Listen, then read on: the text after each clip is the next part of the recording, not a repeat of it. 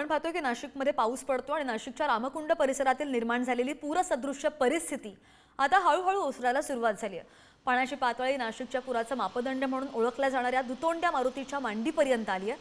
नाशिकच्या 17 धरणांमधून टप्प्याटप्प्याने हा विसर्ग केला जातोय। गोदावरी नदीमधून 13,000 क्युसेक वेगाने सध्या विसर्ग सुरू आहे आणि आतापर्यंत मराठवाड्याला 25 टीएमसी पाणी विसर्ग करण्यात आले।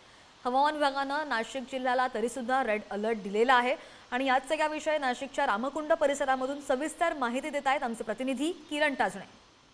गेल्या 4 दिवसांपासून नाशिकमध्ये संततधार सुरूच आहे। पाणलोट क्षेत्रामध्ये मुसळधार पाऊस होत असल्याने धरणांमधून विसर्ग केला जातोय। नाशिकमध्ये जवळपास 7 धरणं ही ओव्हरफ्लो झालेली आहेत, तर 17 धरणांमधून या ठिकाणी मोठ्या प्रमाणात विसर्ग केला जातोय। नाशिकच्या गंगापूर धरणातून विसर्ग केला जात असल्यामुळे नाशिकच्या रामकुंड परिसरामध्ये गोदावरी नदी दुथडी भरून वाहताना आपल्याला दिसून येते। पूरसदृश्य परिस्थिती नाशिकच्या रामकुंड परिसरामध्ये निर्माण झालेली होती, मात्र सध्या जर बघितलं तर नाशिकच्या पुराचं मापदंड ओळखल्या जाणाऱ्या दुतोंड्या मारुतीच्या आता मांडीपर्यंत पाणी आलेलं आहे।